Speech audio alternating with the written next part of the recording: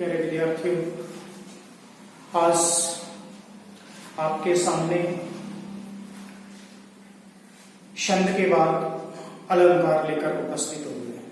तो आज का हमारा जो टॉपिक है, आज का हमारा जो विषय है वो अलंकार पर आधारित है। सबसे पहले तो अलंकार होता क्या है इसको समझ लेना। अलंकार अर्थात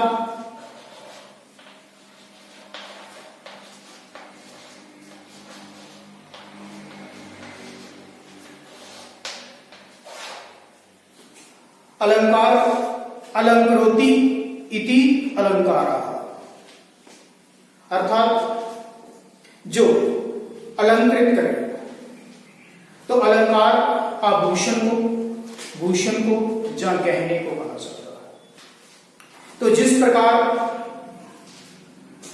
स्त्री की सुंदरता गहनों से होती है, आभूषणों से होती है, जब वह मेकअप करती है, आभूषण पहनती है तो उसकी सुंदरता और बढ़ जाती है, उसका सौंदर्य बढ़ जाता है।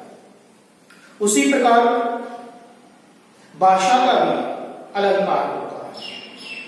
तो भाषा का जो अलंकार होता है वो शब्दों में भी अलंकार होता है। शब्दों में चमत्कार उत्पन्न करना शब्द अलंकार होता है, और अर्थ में जब चमत्कार उत्पन्न किया जाता है तो वो अर्थालंकार हो सकता है। तो आज हम जिन अलंकारों की बात आपके सिलेबस के अनुसार करने जा रहे हैं उसका अर्थ क्या है। अलंकार का अर्थ है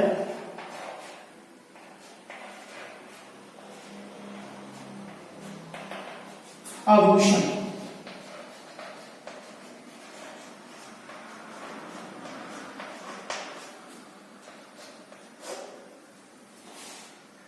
तो अलंकार अर्थात आभूषण, जैसे आपको पहले बता दिया कि भाषा का जो अलंकार है वो भी होता है। तो शब्दों में और अर्थों में चमत्कार उत्पन्न करने के लिए भाषा का अलंकार किया जाता है। अब हम बात करते हैं इस सिलेबस के अनुसार जो अलंकार है वो कौन कौन से हैं। तो सबसे पहला अलंकार अनुप्रास।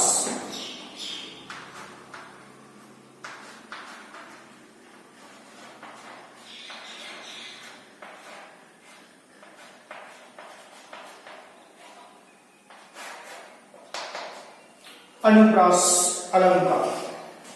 तो अनुप्रास अलंकार की जो पहचान है, इसका जो लक्षण है वो आपने सिंपली क्या याद रखना है, केवल एक ही बात याद रखनी है कि जब हम इसको पहचानते हैं तो किस बात से पहचाना जाता है। तो वर्ण की आवृत्ति से इसको पहचानना है। वर्ण की आवृत्ति अर्थात एक ही वर्ण जब बार बार रिपीट होता है, जब बार बार आता है तो वहां पर अनुप्रास अलंकार होता है। तो इसका लक्षण लेते हैं। अनुप्रास अलंकार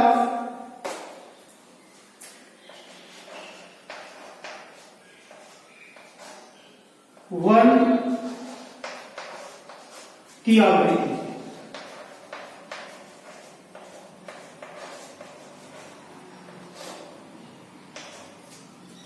तो अनुप्रास अलंकार की जो पहचान है वो है वर्ण की आवृत्ति। आवृत्ति अर्थात एक ही वर्ण का बार बार आना। फॉर एग्जाम्पल, जैसे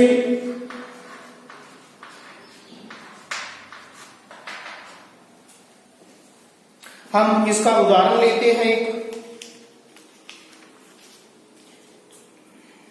चारों चंद्र की चंचल किरणें।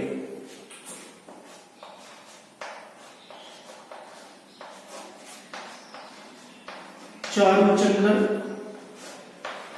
की चंचल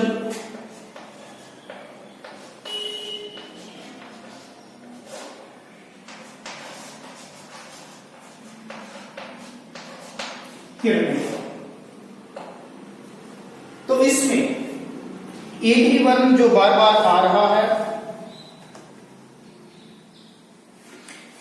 खेल रही है जंगल में,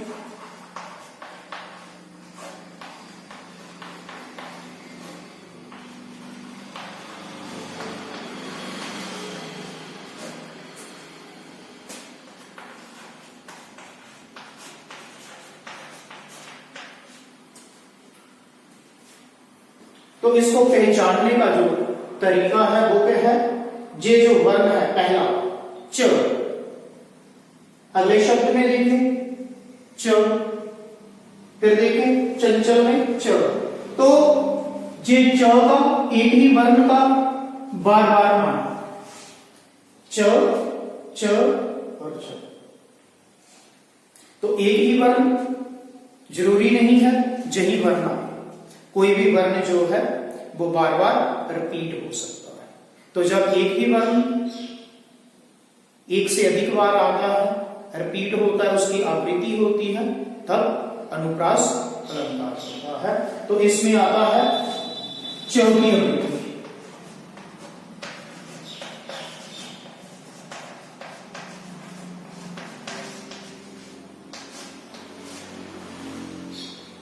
तो चौथी आवृत्ति होती है। इसके बाद दूसरा हम करते हैं जमक। अब दूसरे नंबर पे आता है जमक अलंकार। तो जमक अलंकार में होता क्या है, उसमें एक वर्ण की आवृत्ति नहीं होती है, बल्कि उसमें पूरे शब्द की आवृत्ति होती है। तो उसमें आता है शब्द की आवृत्ति।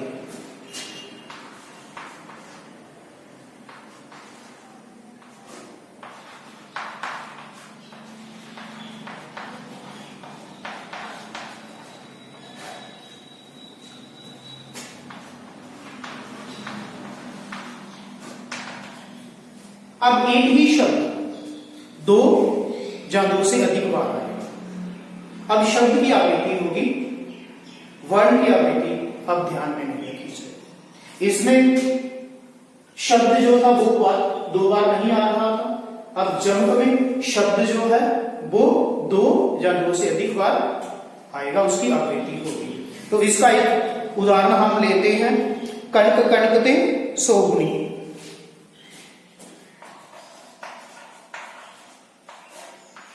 कणक कणकते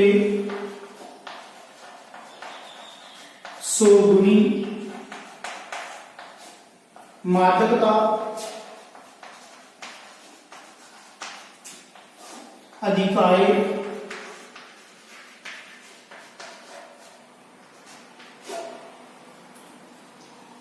कणक कणकते सोगुनी मादकता अधिकाय।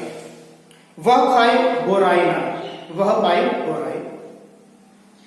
तो देखिए एक ही शब्द कणक और कणक, एक ही शब्द की आवृत्ति हो रही है, लेकिन जो दूसरी बात ध्यान में रखने वाली है वो क्या है, जमक अलंकार में शब्द तो एक ही होगा, परंतु उन शब्दों का अर्थ अलग अलग होगा। उन शब्दों का अर्थ अलग अलग, एक ही अर्थ नहीं लिया सकता उसमें। तो सबसे पहली बात एक ही शब्द का रिपीट होना, उसकी आवृत्ति होना, फिर दूसरा उनका अर्थ जो है वो अलग अलग होना। तो देखते हैं क्या है जी, कणक कणकते सोगुनी मादकता अधिकाय। ये दो प्रकार की कणक है।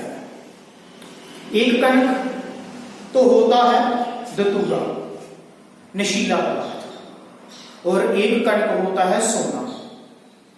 तो कणक को सोना भी कहा जाता है और कणक को धतूरा भी कहा जाता है। अब शब्द तो एक था लेकिन अर्थ हुए अलग अलग। जिस प्रकार इसमें बताया गया कि कणक कणकते सोगुनी, एक कणक से दूसरा जो कणक है, जो सोने वाला कणक है, उसका जो नशा है, उसकी जो मादकता है वो सोगुना अधिक होती है, अधिकाय, मादकता अधिकाय। एक को खाने से आदमी भोरा हो सकता है, बोराई, अर्थात पागलों जैसी स्थिति हो सकती है। तो कौन सा खाने से? जो कणक नशीला पदार्थ है उसको खाने से व्यक्ति नशे में हो सकता है, भोरा हो सकता है। जबकि जो दूसरा कणक है उसको पहनने से, दूसरा कणक अर्थात सोना जो है उसको पहनने से वह अभिमानी हो जाता है, भोरा हो जाता है। तो एक कणक से दूसरे कणक में क्या है कि जो मादकता है, जो नशा है वो अधिक है। तो पहला कणक उससे दूसरे कणक में, सोने वाले कणक में क्या है कि मादकता अधिक है। इस प्रकार से इसको हम समझ सकते हैं कि शब्द तो एक था, उसकी आवृत्ति हुई, परंतु उन दोनों का जो अर्थ है वो अलग अलग दिया गया है। अब इसके अतिरिक्त एक और उदाहरण लेते हैं। तो परवारों उर्वशी,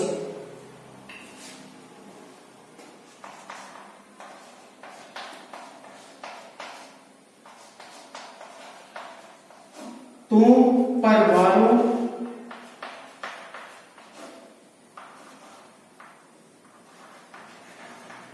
उर्वशी, तो परवारों उर्वशी सुन राधिके सुजान,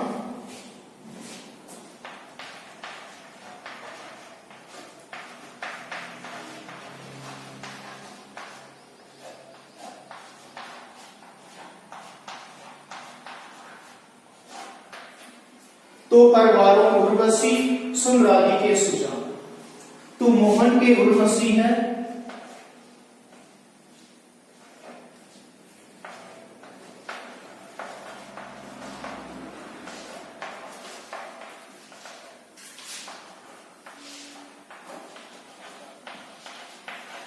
तू मोहन की उर्वशी है, उर्वशी समान।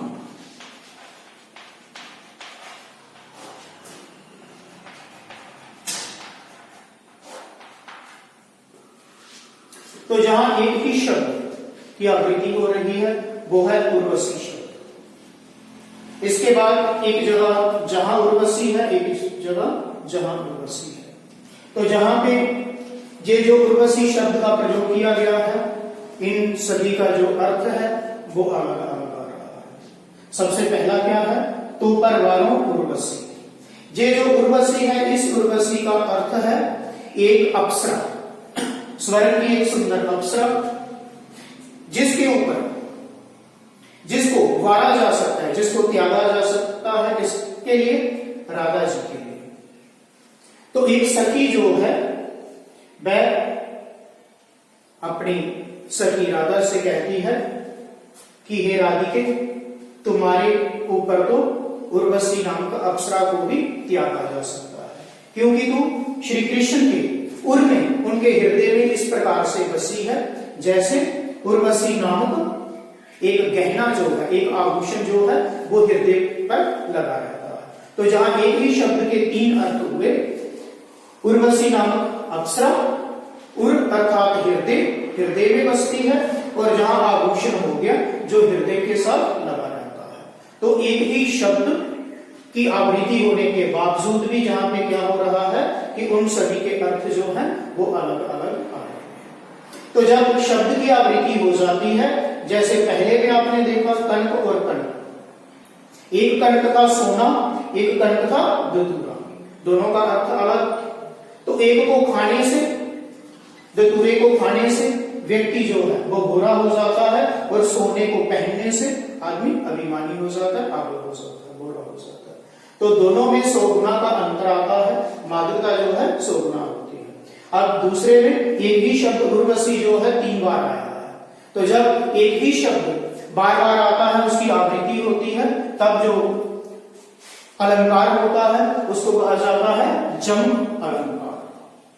तो इसके बाद हम बात करते हैं तीसरे अलंकार की।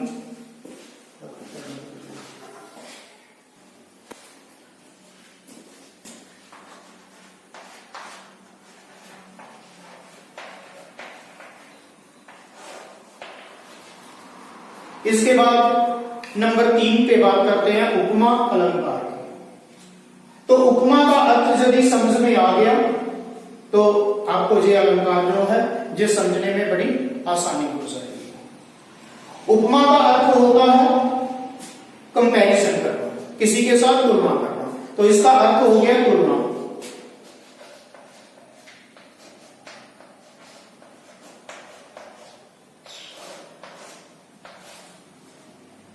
आपने केवल इसका अर्थ समझ लेना है। जब अर्थ समझ में आ गया तो इसका जो लक्षण ही लेकर के पहचाना जा सकता है उपमा अलंकार। जिस प्रकार से हम किसी व्यक्ति की, एक व्यक्ति की दूसरे व्यक्ति के साथ तुलना करते हैं, उसको उपमा देते हैं। जैसे हम कह सकते हैं कि महात्मा गांधी हरिश्चंद्र के समान सत्यवादी, बुद्ध के समान अहिंसा के पुजारी थे। तो हमने महात्मा गांधी की जो उपमा है, उनकी जो तुलना है, वो दो लोगों के साथ, एक तो हरिश्चंद्र जी के साथ और दूसरे बुद्ध जी के साथ। तो इस प्रकार जब हम किसी एक चीज की, किसी एक व्यक्ति की दूसरे के साथ तुलना करते हैं तब वहां पे लगता है उपमा अलंकार। और उपमा अलंकार में जो जिस शब्द की पहचान की जाती है वो शब्द क्या है, उनको ध्यान में रख लेना है। सम,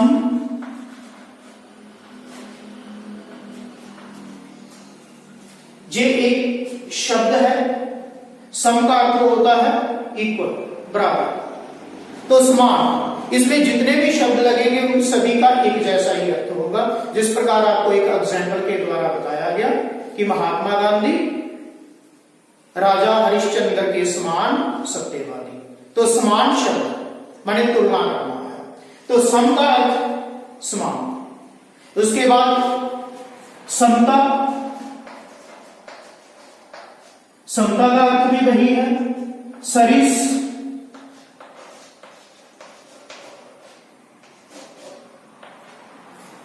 तो सरिस का अर्थ भी वही है। सा,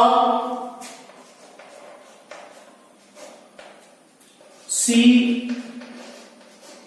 जैसे आदि शब्दों से इसकी पहचान की जाती है।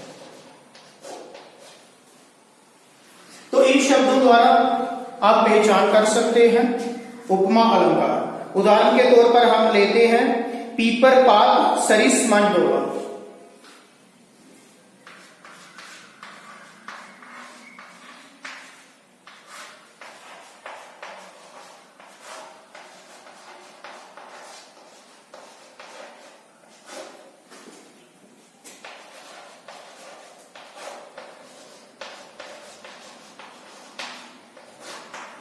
पीपर, पात, सरिस, मंडोला।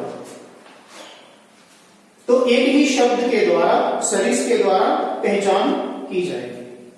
पीपल का जो पत्ता है, पीपर पात, वो किसकी तरह डोला, हिलने लगा, मन के समान। तो मन इस प्रकार से चलायमान रहता है, इस प्रकार से अस्थिर हो गया, जिस प्रकार पीपल का पत्ता हमेशा हिलता डुलता रहता है। तो पीपर पात, सरिस, मंडोला। तो इसी शब्द से पूरे अलंकार की पहचान जो है वो होती है। इसी प्रकार से अन्य शब्दों के उदाहरण लेते हैं। तो अन्य शब्दों के उदाहरण है वह किसले कैसे अंगवाला, वह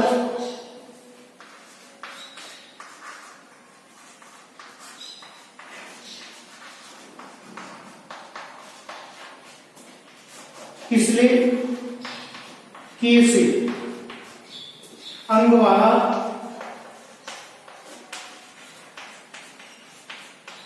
कौन है।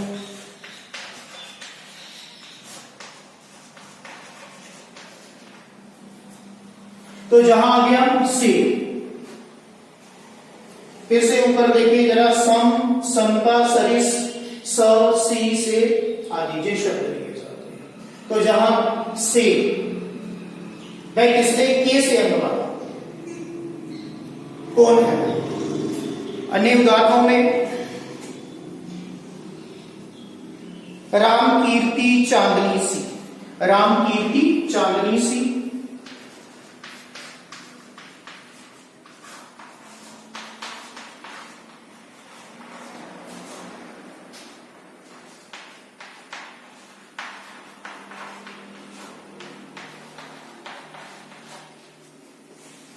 तो सी।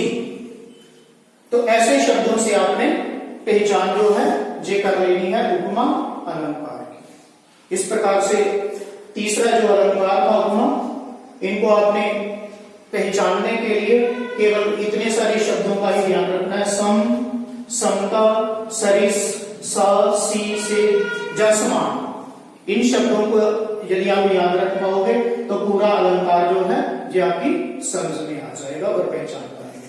उसके बाद बात करते हैं रूपक।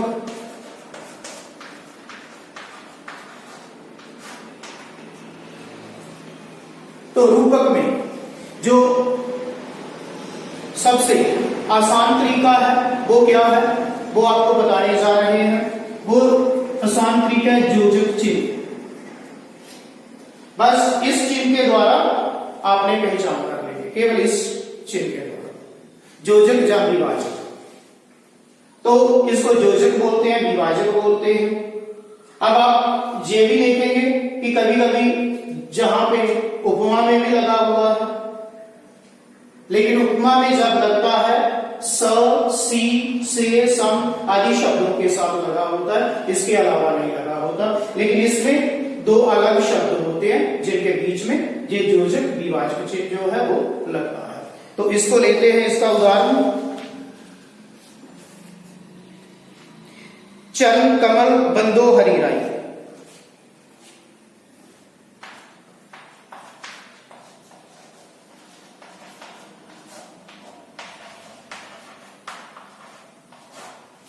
चरण कमल बंदो हरिराई।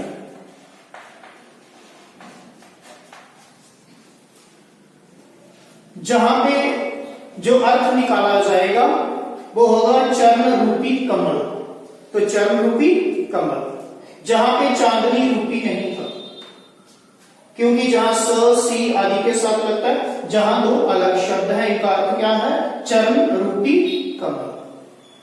तो जहां रूपक अलंकार आएगा। इसी प्रकार से अन्य उदाहरण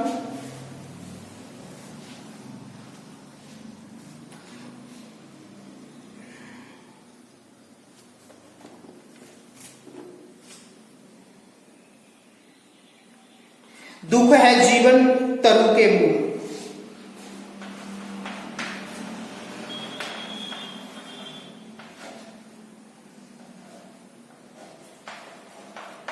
दुख है जीवन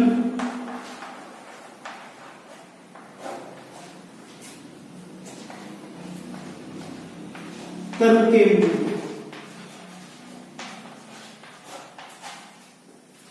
फिर से देखें, जीवन रूपी वृक्ष।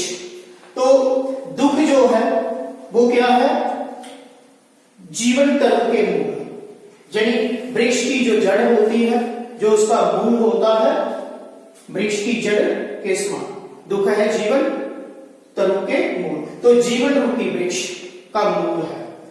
तो जैसे वृक्ष की जो मूल होती है, जो जड़ होती है, वो उसका आधार होती है, इसी प्रकार जीवन का जो मूल है वो क्या है, दुख।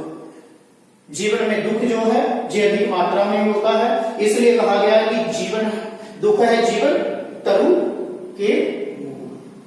तो जब इस प्रकार से विभाजक चिन्ह का प्रयोग होगा, वहां पे रूपक शब्द आएगा, जीवन रूपी तरु माने जीवन रूपी वृक्ष।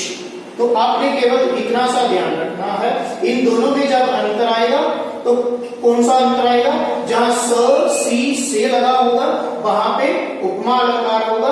इनको छोड़ करके जहां भी विभाजक चिन्ह, जहां योजक चिन्ह का प्रयोग होगा, वहां पे रूपक अलंकार जो है इसका प्रयोग होगा। तो इन दोनों में इतना सा अंतर देख लेना। इसके बाद बात करते हैं आखिरी अलंकार। तो पांचवा जो अलंकार है वह है अतिशयोक्ति।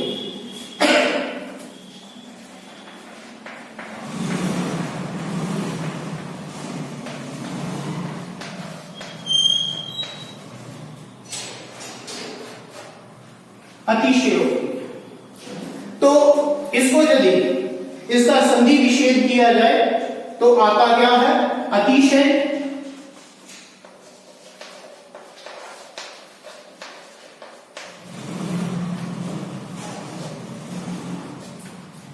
उक्ति।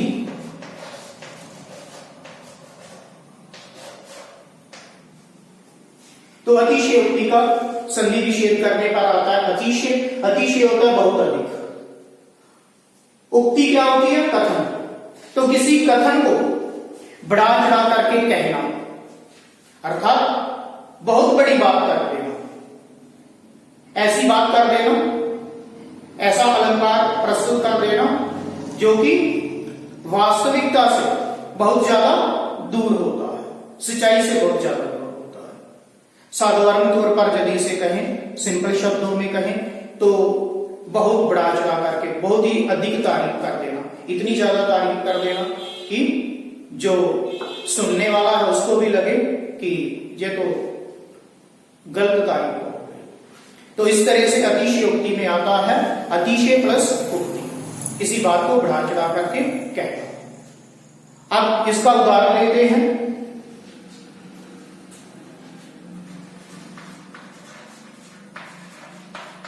हनुमान की पूंछ में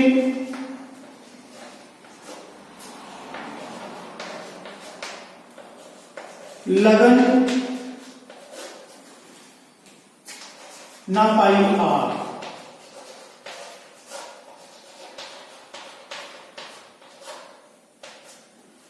हनुमान की पूंछ में लगन ना पाई आग, सगरी लंका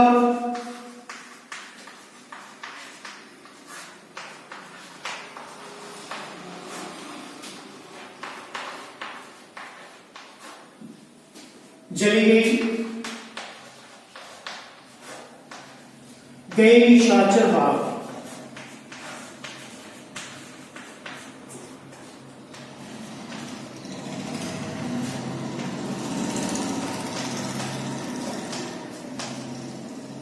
तो यहां पे अतिशयोक्ति क्या हो रही है?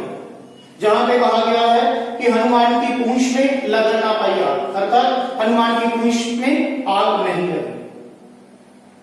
सगरी लंका जली गई, सारी की सारी लंका जो थी वो जल गई। गए निशाचर भाग, वहां पे जो निशाचर थे, जो राक्षस थे, वो भाग गए। एक तरह से देखा जाए तो इसमें अतिशयोक्ति नहीं दिखाई दे रही, लेकिन यदि ध्यान दिया जाए इस वाक्य के ऊपर तो अतिशयोक्ति कर दी गई है। अतिशयोक्ति कहां पे कर दी गई है? जैसे इसको समझने का प्रयास करते हैं, हनुमान की पूंछ में लगन ना पाई आग, कि हनुमान की पूंछ में आग नहीं लगी और फिर सारी लंका जल गई, निशाचर भाग गए, राक्षस भाग गए। कहने का उनका अर्थ है कि हनुमान की पूंछ में आग लगी ही नहीं। जब आग लगी ही नहीं तो फिर लंका जो थी वो जल कैसे गई?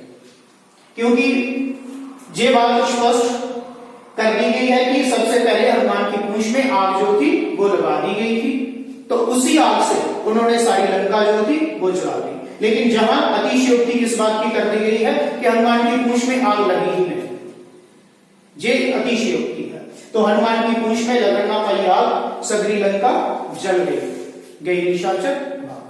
तो इस प्रकार से जब अतिशयोक्ति कर दी गई हो तब